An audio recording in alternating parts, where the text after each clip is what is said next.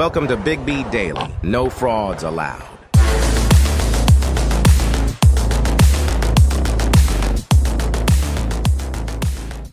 Yellow. What's going on, people? This is your boy, Big B. What's happening out there? We are live on TikTok. We are live on YouTube. Again, it's Big B Daily Show, live Monday through Friday, 4 p.m. Central Time. Thank you guys for joining in. As always, if you're live on TikTok, please tap that screen.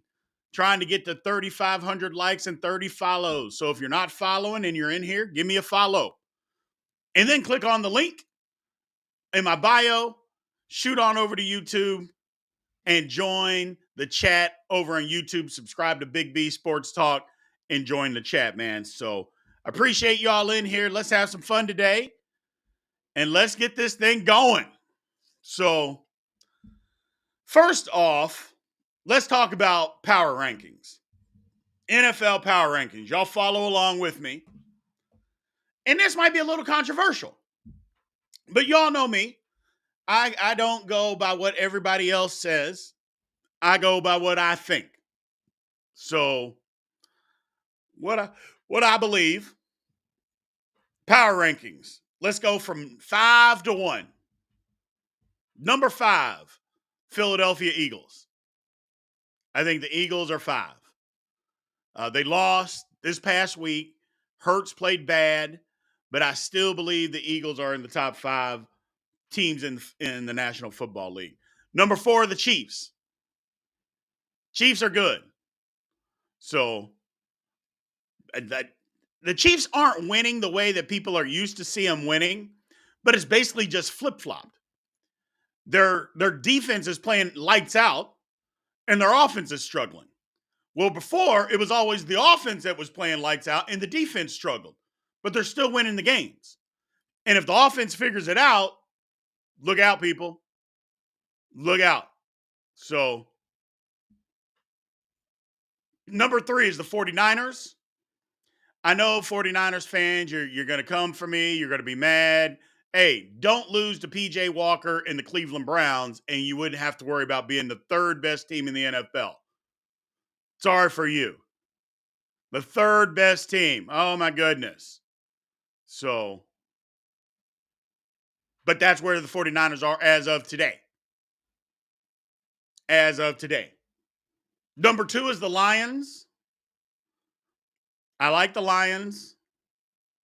The Lions, I believe, are the 2nd best team in the National Football League. I love what the Lions did last year. Remember when the Lions' defense was terrible? When their defense was giving up 35, 40 points a game? They fired a defensive cornerback coach. And then what did they do? They said, no, it's not our system. It's the players. We need better players. They didn't fire Aaron Glenn. And now look at the Lions defense. You get some better players in there. Lo and behold, the system is fine. I like the Lions at number 2. And number 1, I like the Dolphins. I like the Dolphins. One of the most underrated groups in the National Football League right now, and nobody talks about him, is how good the Dolphins' offensive line is playing. Nobody's talking about it. Nobody's talking about it. So that is one of the best units in football, just like the Lions. Lions got a great O-line too. But I love what the Dolphins are doing. I think right as of this moment, the Dolphins are the best team in football. So let's move on. Let's move on. Again, I want to thank everybody for joining the show. Big B Daily Show, Monday through Friday, 4 p.m. Central Time. Thank you guys for joining. Live on TikTok, live on YouTube. Keep tapping that screen over on TikTok. And if you're not following, please give me a follow. So, all right. Next up, Justin Herbert. Who here is done with the Justin Herbert hype? I am. I would be one of those people. I am over the anointment of how Justin Herbert is just the greatest thing since sliced bread. He's a good quarterback. Nobody's saying that. But just to anoint the guy, I just don't want to hear it. And yeah, his team has flaws. But the one thing that I'm going to stay with, this internet nerd narrative that says wins are not a quarterback stat. Get out of here with that, man. Get out of here with that. Because when push comes, for instance, if wins aren't a quarterback stat, then first of all, somebody on TikTok says Herbert has 0 weapons. That's somebody that doesn't watch or even pay attention to football or doesn't know what they're talking about. Let's just say that. Dan Marino would be the number 1 quarterback in all time. If you're just talking talent and wins don't matter, who had a better arm, quicker release with better accuracy than Dan Marino? And if you say Tom Brady or Peyton Manning, remove yourself. Just stay silent. But that's not what we do. That's not what we do. Elway, there you go. That's another one. That's another one. But the bottom line is wins matter. And that's why people don't have Marino in the discussion for greatest quarterback of all time. Because when you're splitting hairs, wins matter. They matter. So that's the bottom line. And people that talk about that Herbert doesn't have any weapons, what? What are you talking about? Jiminy Christmas. And then, I mean, last night was the epitome of it. Just missing wide open receivers. I think Herbert is good. Don't get me wrong. Herbert's head coach is easily the worst head coach in the National Football League. I don't even think it's close. Well, it might be close with Eberflus. But he is a horrible head coach. So that doesn't help him. That doesn't help him. But I'm just the anointment that he is a top 3 quarterback. I'm like, come on, man. What are we doing? I'm out. I'm out on that. I'm just out. So I'm out. Let's move on. Favorite segment that we do, well, possibly what we do all week. Fraud of the week. Fraud of the week, people. Now I'm looking in the comments. There's a whole bunch of people that we could choose from for fraud of the week. Whole bunch of people. So we got, let's see. We could start with Herbert. That was a pathetic performance. Eagles. Brock Purdy and the 49ers. Brock Purdy and the 49ers. Colorado. Coach Prime. Frauds of the week. But I'm sorry, man. As much as I want to say Brock Purdy, as much as I want to say Brock Purdy is the fraud of the week, I'm not going to do it. I'm not going to do it. Yeah, Lincoln Riley and Caleb Williams. But I'm not going to do it. Not going to do it. I am going to say Dan Lanning, the head coach of the Oregon Ducks, fraud of the week. What are you doing? This man single-handedly again lost his team a football game. What is it with guys that coach at Oregon that just have to make dumb coaching decisions? Oh, my goodness.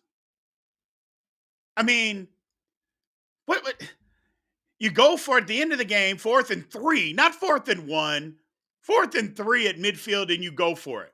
And the whole logic behind it is, well, if you don't get it, I trust my defense to stop them. Really? How about you punt the ball and pin them down deep and trust your defense to stop them? But you didn't. You didn't trust your defense. So that's why you went for it. And you got burned. Stupid. Stupid. Not to mention, he went for it twice when he could have kicked field goals in the game, especially at the end of the half. How at the end of the half do you not kick a field goal with 4 seconds to go and you go for it. What are you doing? Just kick the field goal. Get the points. And you lost by 3. Dan Lanning, fraud. Fraud. Unbelievable. Unbelievable. I can't get past it. I can't get past it. Like just stupidity. Stupidity. Oh well. Again, man, thank you guys for joining the Big B Daily Show live Monday through Friday, 4 p.m. Central Time live on TikTok, live on YouTube. Thank you guys for joining in. We got our quarterback guru in with us again that we bring in every Tuesday. My man CJ. He is joining the show and basically just help break down some of this bad quarterback play that we've been seeing, man. Some of this bad quarterback play. CJ, how's it going, my man? Doing well on this end, Big B. How are you doing? We are doing all right. We are doing all right. So last night, let's just start with last night. People getting on me about Herbert because I've said for a long time I just won't anoint Herbert as a top quarterback in this league. As a top 5, top 3 quarterback, I'm just not going to do it. Last night was a little bit of vindication because he was missing throws all over the place. Although he's still a great quarterback. And give us your breakdown and your assessment of Herbert. So I'll start with a really short story about the 2020 Combine. Herbert was there, so was Tua. And those are 2 of the nicest guys you'll meet, right? Just talking to him. But there was a couple of questions that came up about, being the guy. And his responses were kind of made it seem like his personality wasn't that alpha dog, the guy who's going to come out and do that. That gives me pause on a personal level. So we fast forward. It's showing itself. It showed itself at Oregon. It's showing itself again. And Herbert is a good case study. There's guys who are just stellar elite. That's Joe Burrow. I mean, that's Patrick Mahomes. There's guys who are asked to do too much to carry a team. That's Lamar and Josh Allen. Herbert we have a guy that we don't have to look for anything else. We have to look for another quarterback. We have our guy. He is a franchise quarterback, but he's not a franchise carrying quarterback. You can't depend on this guy to pull out big games. I've always questioned people on Herbert where show me his big win. You said earlier, winning's not a quarterback stat. I think that it can play both sides of that. It shouldn't define a quarterback, but when I need you to show up, that's when wins matter.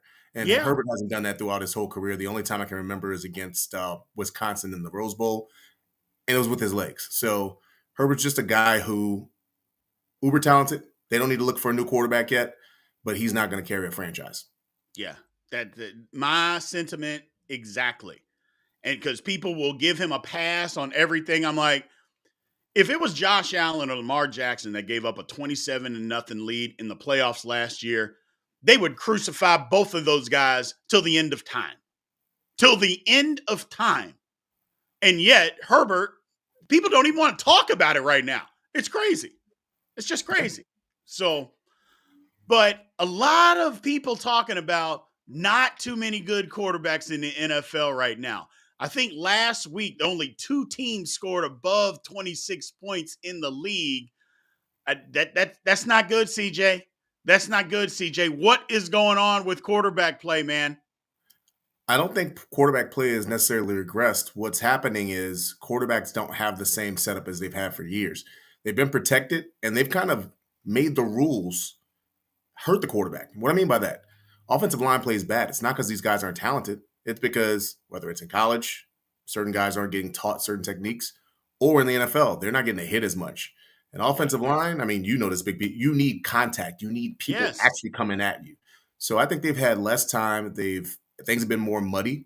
And so unless you are super elite, again, the Mahomes, Burrow when he's healthy, Allen, that type of quarterback, you're not going to supersede that. Right.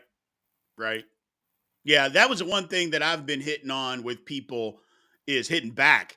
Is like the offensive line play the last 3 to 5 years has been absolutely atrocious. Just atrocious. Don't get taught techniques. Yeah, it's almost like they don't use the sled, but I've been seeing that from the high school level up, people not using the 5-man and 7-man sled. I'm like, huh? Why? Why? I mean, that's like the cornerstone of teaching a kid how to block. And they don't want to use that. It's absolutely insane. And you're right. It does hurt quarterback play because there's tons of muddy pockets, just muddy pockets all over the place, man. Having said that, I put out a post on, what was it, Sunday. 49er fans jumped all over me. Said, see, this is Brock Purdy. Brock Purdy got exposed. People are mad. They're still mad at me. Am I wrong? And because what I said was Brock Purdy is a good quarterback if he has everything there for him.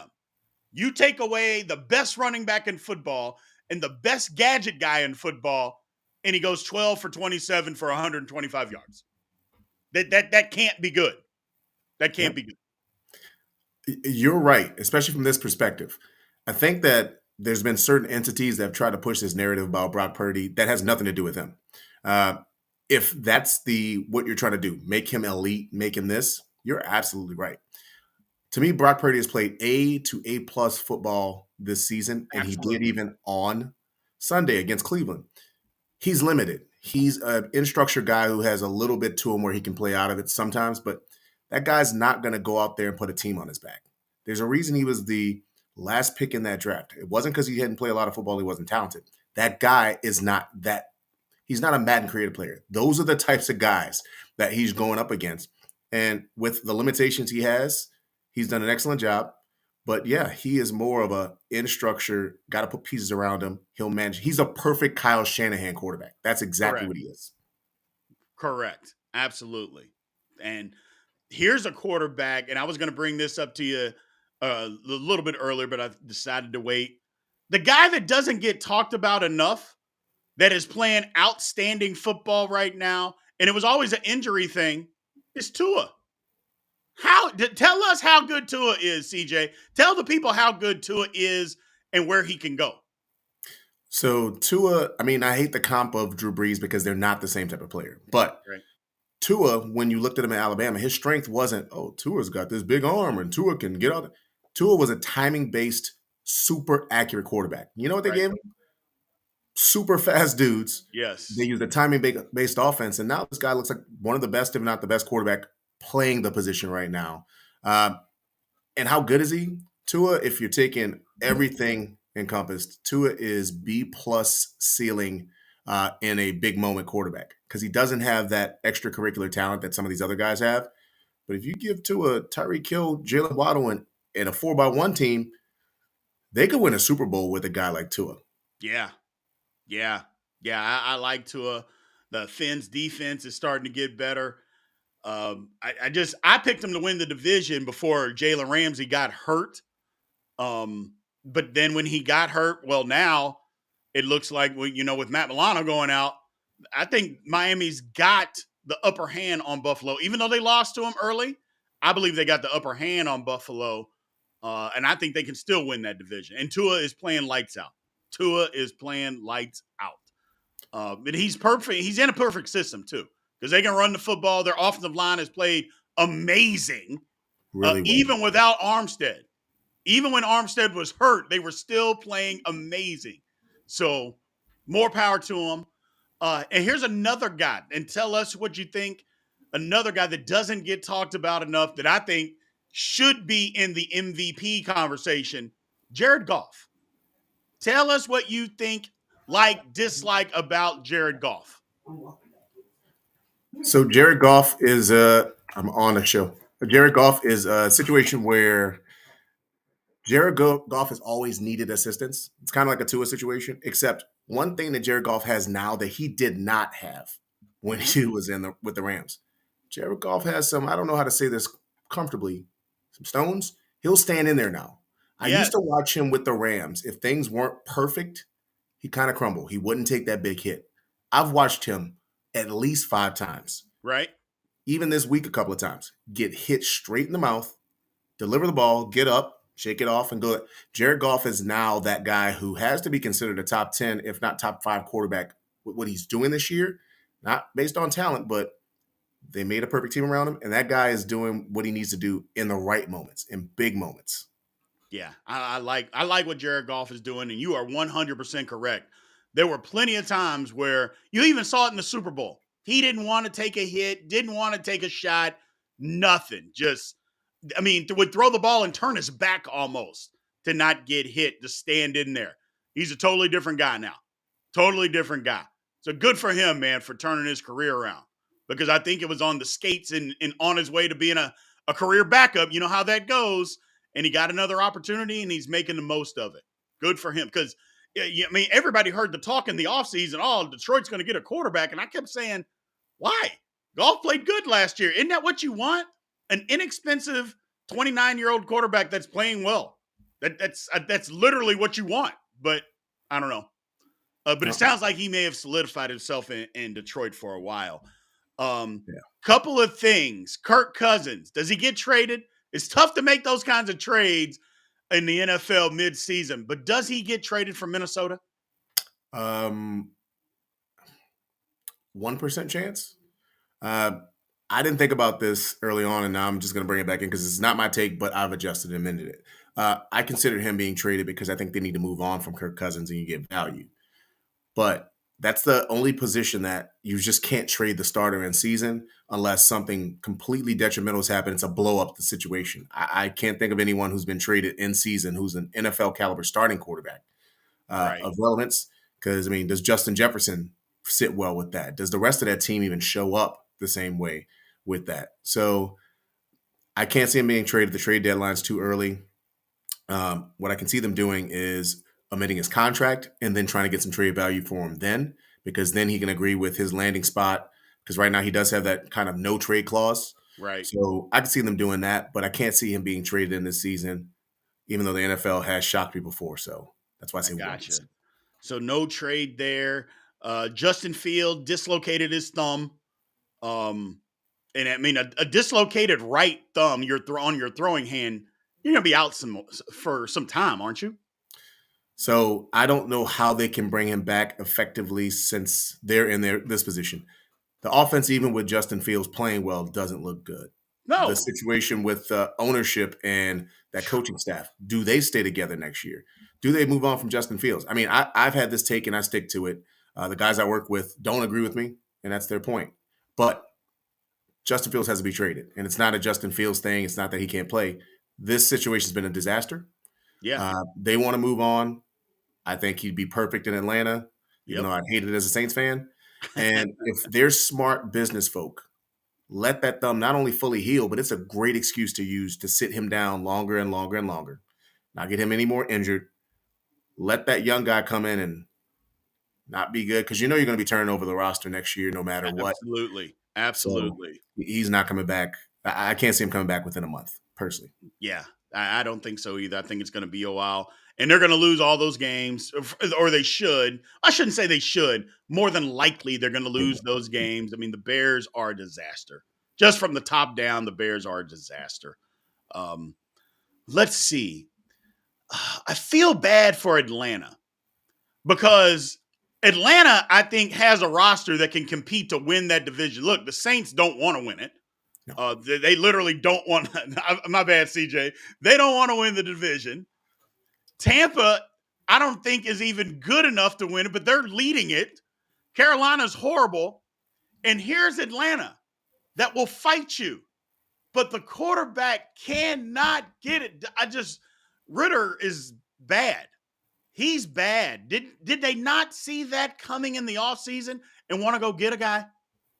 So I don't feel bad from Atlanta. And this is as an analyst, not even as a Saints fan. I don't feel bad for Atlanta because Atlanta, their hubris got in their way.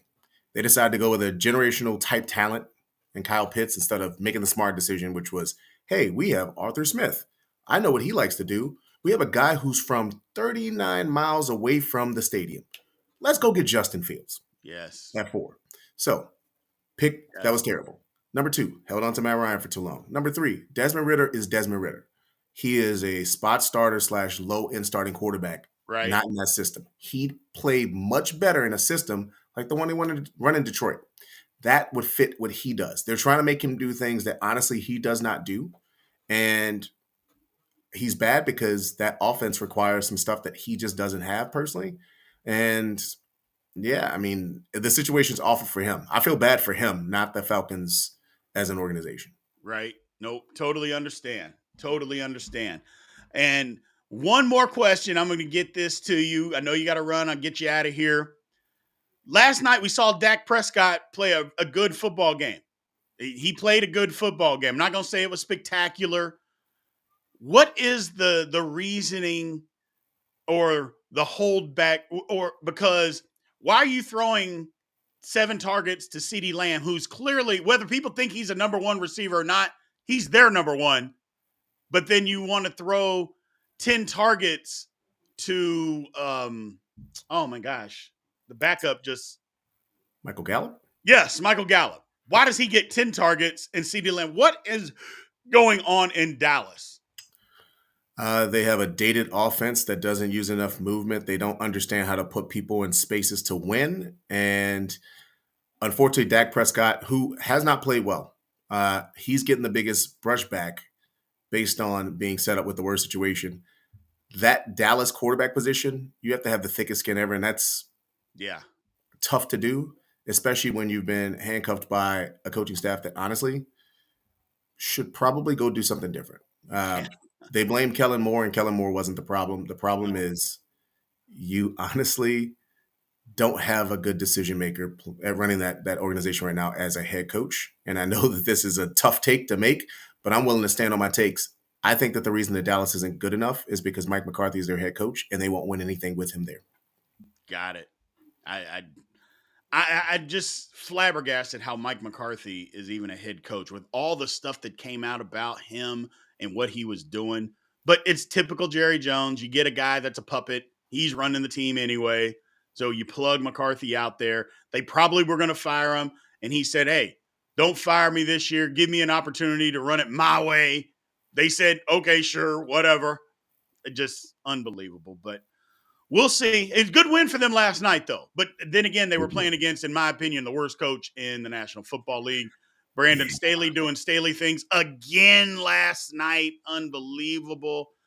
The analytical nerds are somehow, CJ, are going to have to start getting out of football. They're going to have to start getting out of football. Yeah.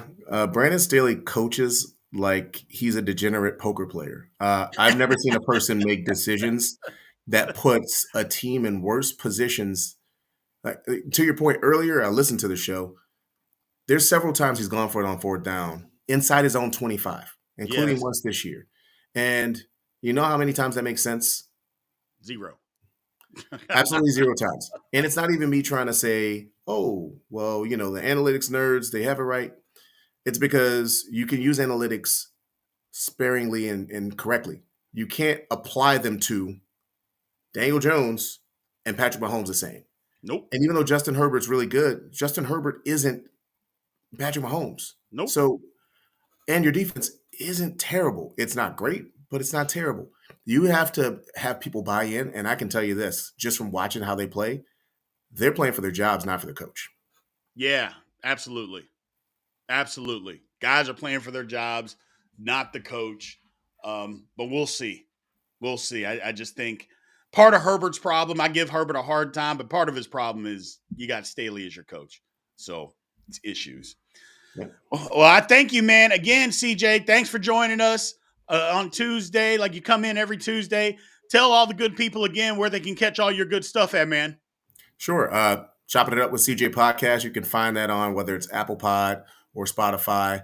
Look it up, Chopping It Up with CJ. 4 different episodes per week doing different things. I'm also on the NY Blitz, which is found on the Pix 11 CW affiliate up in the New York tri-state area. So look for me there. And you can find me on Twitter. My handle's at CJ Florida 9. It's at CJ, the entire state of Florida, spelled out in the number 9. I have some interesting takes, and I'm willing to stand behind them. So feel free to come in with some smoke. All right, man. Well, I appreciate it again, man. Thank you for breaking it down for us. The quarterback play. We will see you next week, my man. Thank you. Sounds like a plan. Thank you. All right. Bye. Every Tuesday, we bring my man CJ in. He breaks down quarterback play for a living. We love to have him in here. So I appreciate y'all asking questions. But let's get to the Q&A section, man. Let's go. Let's go. Let's chop it up. Again, thank the Big B Daily Show live on TikTok. What's going on, TikTok? Keep tapping that screen. We still got to get to 3,500 likes and 30 follows. So keep tapping. If you're in here and you're not following, give me a follow. And then click on the link in my bio. Subscribe to my YouTube channel, Big B Sports Talk, and join the chat over there. So let's get it going. What do we got over here? OG, are you worried about Hurts and the Eagles? No, not yet. I'm not worried about them yet. Give it a couple bad games and then yeah. So Geno Smith has to be in fraud of the week.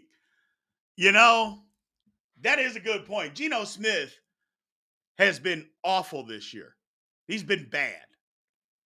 And I picked them to win the division, but I said, I made a caveat. I said, if Geno plays like he did the first 3 quarters of last year, the Seahawks can win the division. But if he plays like he did the last quarter of the season, they ain't winning it. Well, he's playing like they are the last quarter of the season, and they're winning in spite of Geno. So, back to the real Geno. I like it. All right. It's got to be time to let go of Staley, says my man, Buddy Claybon. Yeah, it might be. It might be. Staley is awful. He's awful. Luminary Wolf, what's going on, my man? How about them Cowboys, man? Don't start. Don't start. Cowboys, 1 win. You couldn't find a Cowboy fan last week after getting their head beaten in. And now all of a sudden, how about them Cowboys? Unbelievable. Philly and 49ers losing. I mean, any given Sunday, number one. Any given Sunday. But when you have bad quarterback play, you get beat. I mean, that's just the fact of the matter. When your quarterback plays bad, more often than not, you get beat. And 49ers and Eagles both got bad quarterback play. They got beat. So, Colton Jenkins over here on YouTube. Alabama plays Georgia for the SEC with Bama knocking Georgia out of contention for the playoff. Georgia would have to, if that was the case, Georgia would have to have already lost the game. Because I think the committee, if Georgia goes undefeated, the committee will find a way to still have Georgia in it. They'll find a way. Even though I don't even think Georgia, up to this point, the way they've played, I don't even think they're the best team in the country. I don't think they're the best team in the country. So, Life in Sports with Hockey Dad just joined from TikTok. Thank you, my man. I appreciate it. Let the people know how it is over here. Let the people know how it is over here, man.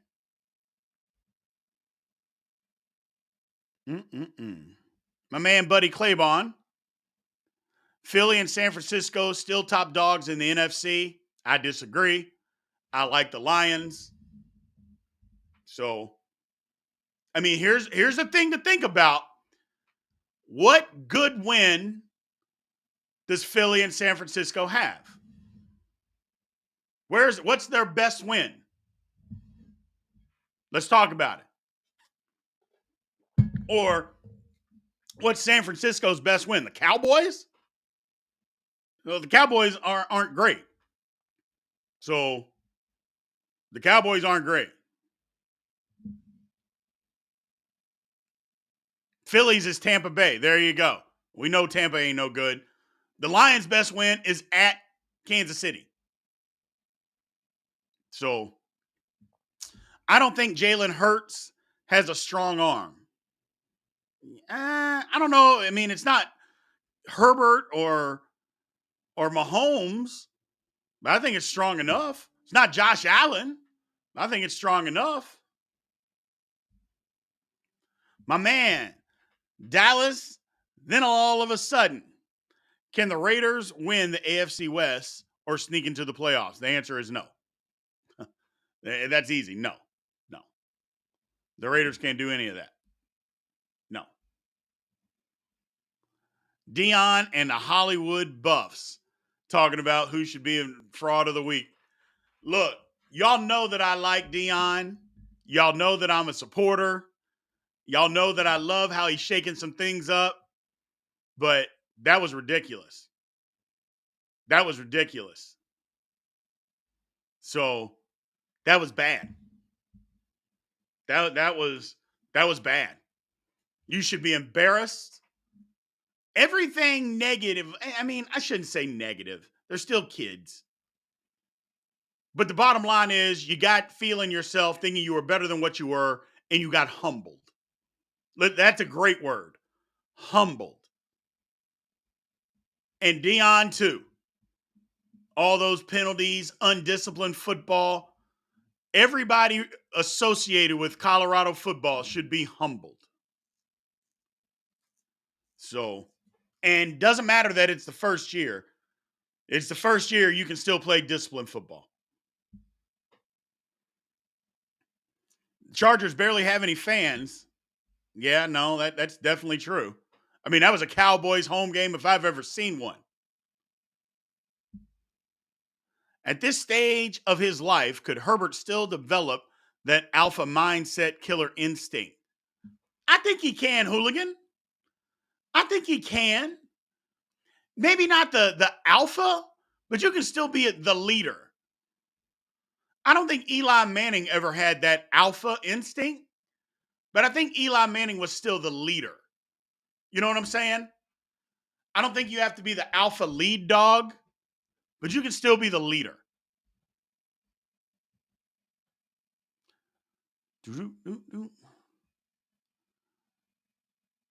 Yeah, they dropped so many passes. Gallup is not good. I get it. Stop throwing him the ball then. Come on, Dak. Stop throwing him the ball. My man Quiggled. Chargers go for it on fourth down 26% of the time. That's insane. Yes, it is. Yes, it is. It's absolutely insane. Absolutely insane. Over here on TikTok, did Dak prove himself last night? He had a better game. He had a better game for sure. So, he definitely had a better game. Say what you want. Eli played good in big moments. He played good in 2 Super Bowl runs. That's where he played good. You can't take that away from him either. Cannot take that away from him. Colorado's not going to win a game the rest of the season. No, they're not. No, they're not. Because that win that they blew against Stanford, and then everybody thought that game against Arizona was going to be a win. No, it ain't. No, it ain't.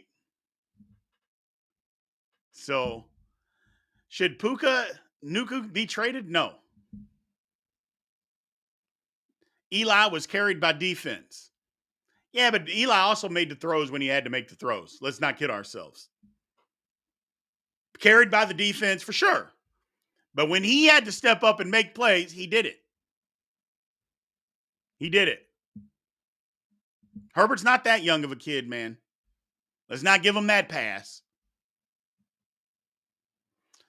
My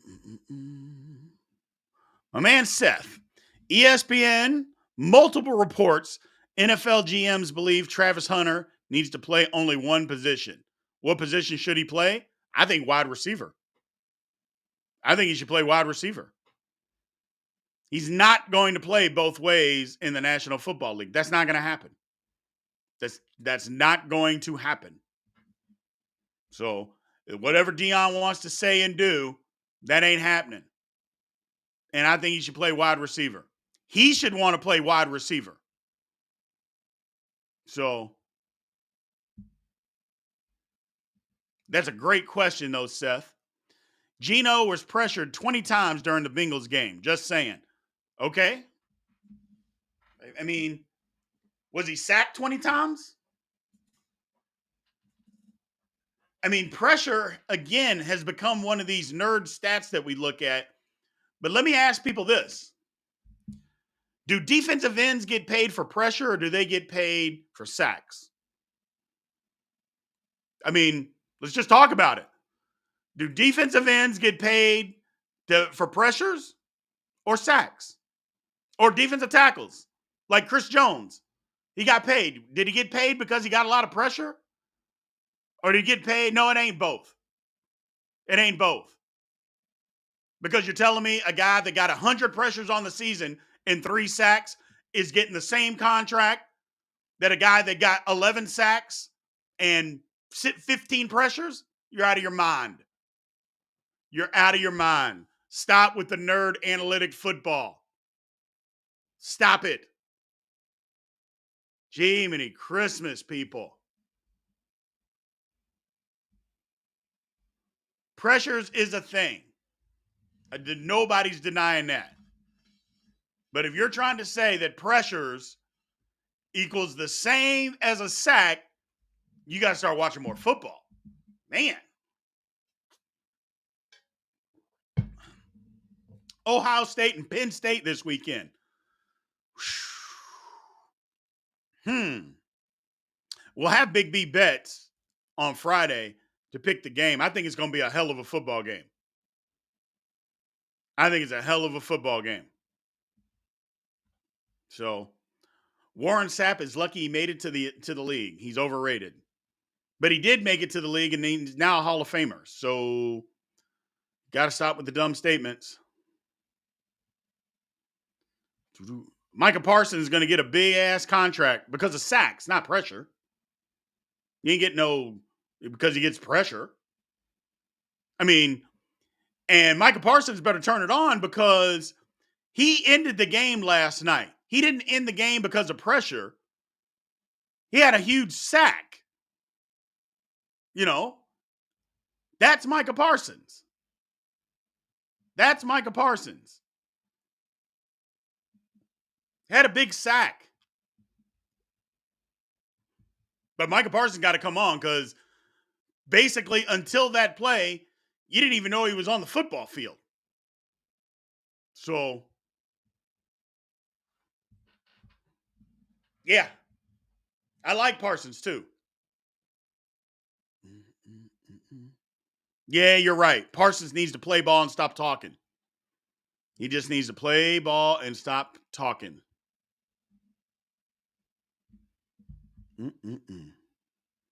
Let's see. What do we got over here? Do we think Dion will bring in a new line coach? I don't think it's the line's coaching. I think it's the offensive line, the players. That's the problem. So it is actual players.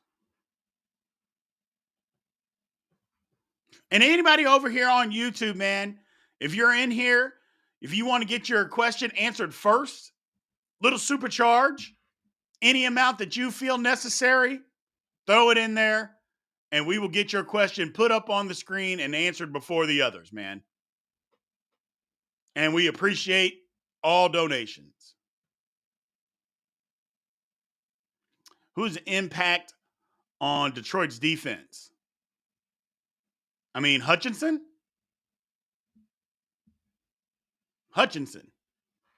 Ooh, somebody's picking Penn State by 10 over Ohio State. I don't know about 10. But I like Penn State, but I also like Ohio State. Come back Friday to Big B Bets, man. I'll let you know who wins.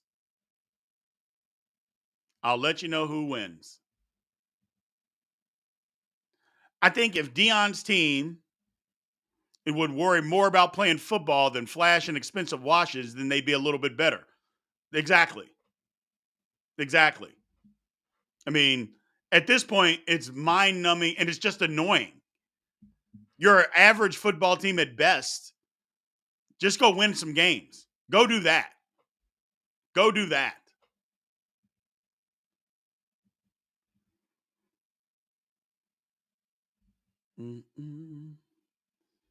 My man Austin, what's going on, man? Brandon Staley is supposedly a defensive-minded head coach.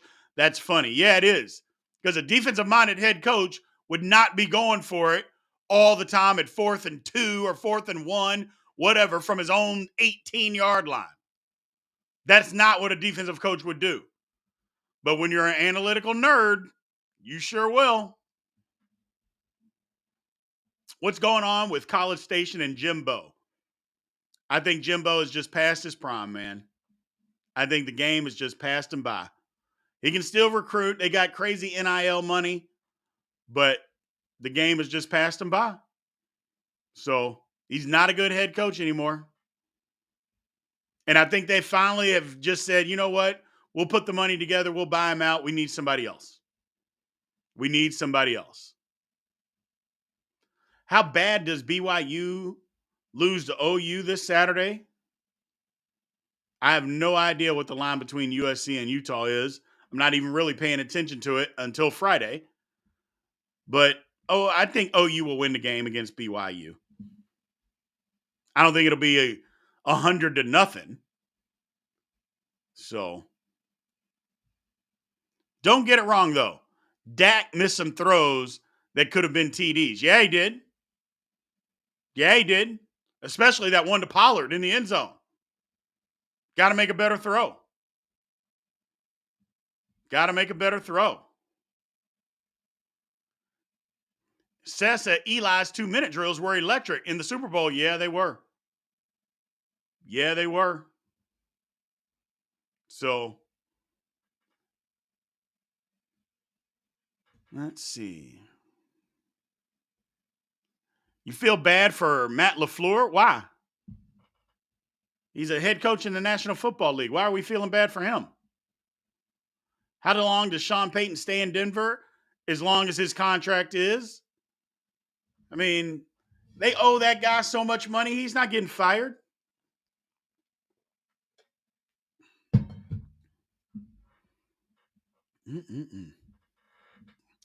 Keep tapping the screen, TikTok.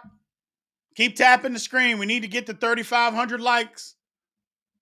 3,500 likes. And 30 follows.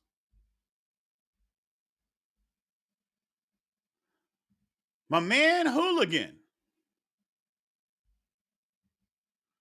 I appreciate it. How much longer do the Chargers stick with Staley? Will he be the first head coach fired this season?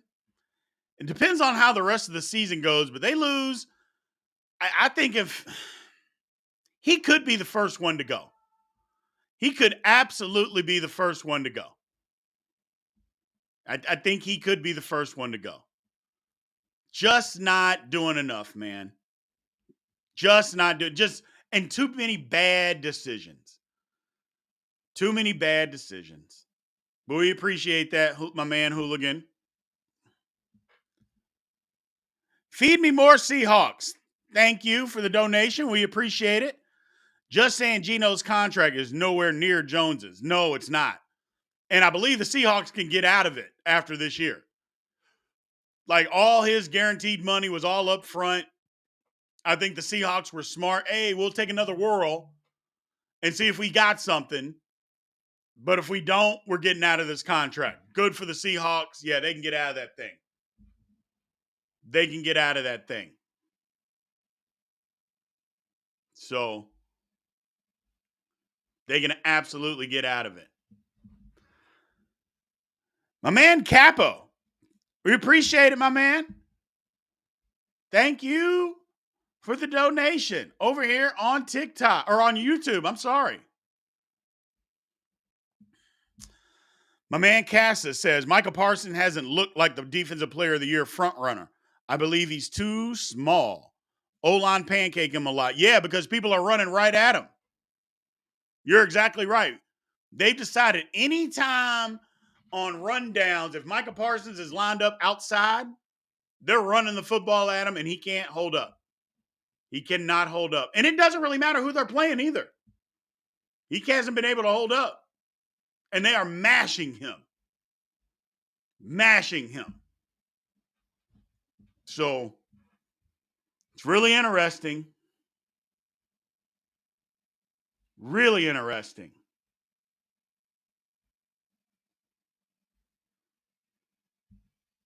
I will respect your opinion, but if I heard you right, Daniel Jones' contract is nowhere near Daniel Jones.